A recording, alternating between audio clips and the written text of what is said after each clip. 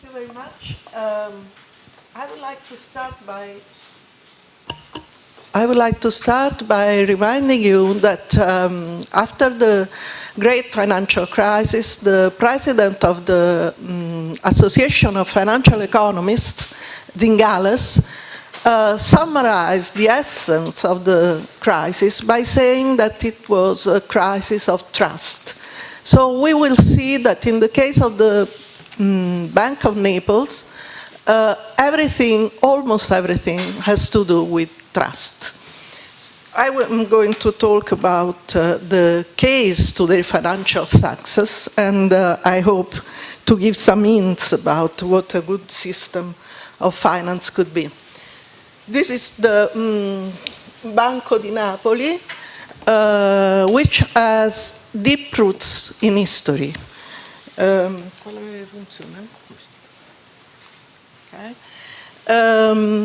origins can be traced back, in a sense, to the end of the 16th century, because it was then that the banks of Naples were formally chartered as public banks. They emerged as the deposit branches of 7 charities, luoghi pii in Italian, that had much more old origins. One of these charities, for instance, Sant'Eligio, had been founded in the 13th century, and another one, Annunziata, in 1318. So some more were founded in the 16th century, 2 more hospitals, Incurabili and San Giacomo in Vittoria, 2 charitable pawnbrokers, and the Conservatorio dello Spirito Santo that was in charge of providing shelter and education, perhaps, to young women at risk, whose morality was at risk, because most of them were the daughters of prostitutes. The Bank of Santissimo Salvatore was founded a bit later, and it was the only for-profit institution among them. Banking activity in Naples is documented for the hospital at the time of Annunziata since 1462. I will show you quickly the images of this ancient institution, this old institution. This is Sant'Eligio. This is Santissima Annunziata. This is Ospedale degli Incurabili, which gave rise to Banco del Popolo. This is the famous pharmacy, because it was an hospital, and this institution also did research in the health sector and the medical sector. Monte di Pietà, Spirito Santo, Santissimo Salvatore. And what characterizes this banking system of Naples? First, longevity and continuity. The 7 banks merged into one bank, Banco Nazionale, in 1794. Then they became Banco delle Due Sicilie under French rule in the Napoleonic period.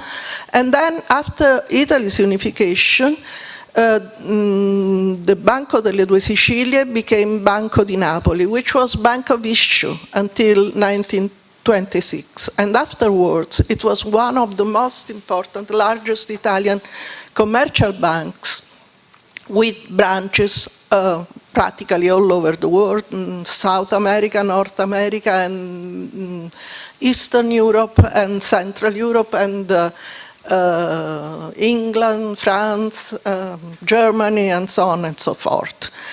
And it was not only, the other characteristics is, in addition to longevity, is size. The public banks' joint circulation was larger than those of the banks of Venice and Hamburg at the beginning, and for long periods of time, in the 17th and 18th century, they also had a larger circulation than the Bank of Amsterdam, that, as everybody knows, was the center of financial capitalism at the time. And even in 1788, the Neapolitan banks were 1/3 as large as the Bank of England. The third characteristic is financial success. They were the backbone of the financial system of the Kingdom of Naples and of southern Italy after Italy unification.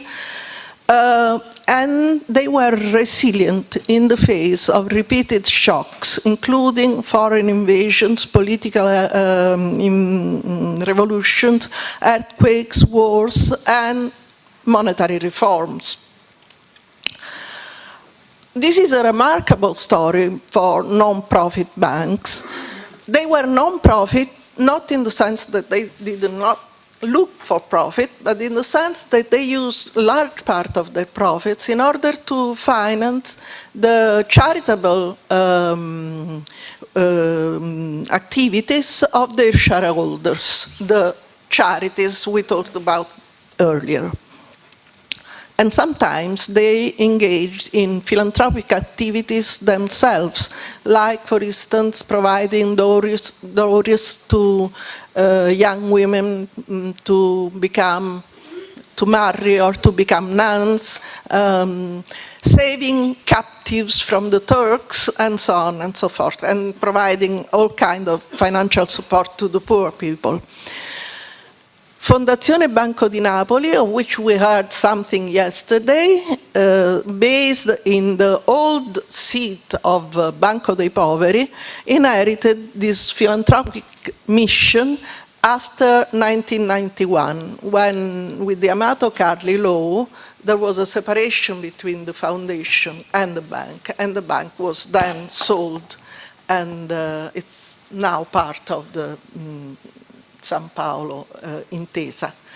But what this story tells us, that they were not certainly Nikkei institutions. They were philanthropic banks in the sense I've just said, but they were not certainly relegated on the margin of the financial system of the Kingdom of Naples and then of Italy as a whole. So they were a very important, the backbone, as I said, of the financial system. So how can we explain this? This is an anomaly in a sense, because most other socially oriented banks are often on the margin of the financial system. The first one is trust, as I said before, and you can read these two very interesting quotations. One is by Luis Enriquez de Fonseca, a Spanish observer, who in 1681 wrote, "Because all these banks have celestial and divine names, and not without superstition are revered as something profoundly sacred, I consider that, at the least, each bank constitutes a potentate, and the more so as it rules over the hearts, the arms, and the religious devotion of the aristocracy and the lower ranks of the population alike." And the second explanation, the second causal factor of their success is financial innovation. Their innovations were themselves the product, or we can say the materialization of trust, because their main innovation were fede di credito, the first example in the Western world of circulating banknotes. And their name is fede di credito, which has to do, of course, with trust. And fiduciary circulation, the circulation that they introduced, had to do with trust. Fiduciary comes from fede. And Galliani, the great Neapolitan economist, synthesize this by saying it is a praiseworthy fruit of virtue that fate alone bestows value. It has transformed into precious money mere sheets of paper which are otherwise worthless. So he understood everything perfectly. And the third factor is support by the state and the Catholic Church. But this is a complex issue, the last one, because the charities and then their banks had a complicated relationship, both with the state and particularly with the church, which I think is particularly interesting. What was the basis of trust? The basis of trust was that these charities provided all the essential welfare services that the state was unwilling or unable to provide: shelter, accommodation, medical assistance, and so on and so forth. And also, in order to provide these services, they were an important economic center because they had to buy goods and services from artisans, peasants, merchants, professionals, nurses. They received donations and legacies from kings and queens, but also from private donors, and sometimes from the Catholic hierarchies. And on the basis of this, they built a system that was a system of trust, but also a system of social control. So they were completely embedded in the society of Naples. And their banking functions emerged spontaneously from their charitable activities. For instance, there are the accounting books of the Annunziata Bank showing that in order to register the payments that they had to make or the loans that they had to make, they started to develop a banking activity. They made loans, for instance, to peasants that were renting their lands so that the peasants could work well on the land itself, and so on and so forth. And they started to receive deposits from donors or also from people that in general trusted them. So they became proper banks. How much? 1 minute? Oh my God. Anyway, I will say again that Fedi di Credito were a revolutionary change because they were highly liquid, accepted by everybody. They also had, because they were, this is important, because they were not the liability of depositors, but they were the liability of the bank itself. So in this sense, everybody accepted them because they trusted the institution that was issuing these pieces of paper. So trust had a very strong foundation in the activities of these banks. I want to stop on two things. Support by the church. It was a very complex relationship because the administrators were lay people, were businessmen, merchant lawyers, and so on, and they wanted to be independent from the church. So when the hierarchies, ecclesiastical hierarchies, tried to control them, and there was something in the bull by the Pope during the Council of Trento, saying that the banks should be the charities and then the banks should be controlled by the ecclesiastical authorities, they refused completely. And there was a very long process of conflicts, which eventually led to a modern-like conception of the state. The other things I would like to call your attention to is something which really interested me, because between the end of the 16th and the first half of the 17th century in England, there is a literature of, say, economists asking to establish Mont de Piété on the track of the Italian experience, but nothing came out of it. So my question was why?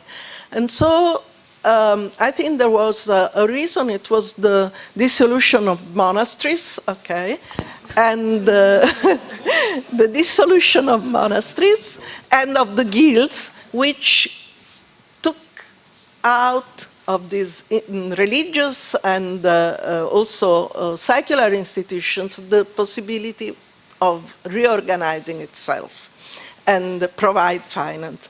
So I will not say why, but I think that was the beginning of the difference between the model of finance in southern Italy and in Italy in general, which is based on banks, and the model of finance in England, which is based on the stock market and financial intermediation. Sometimes I will tell you why.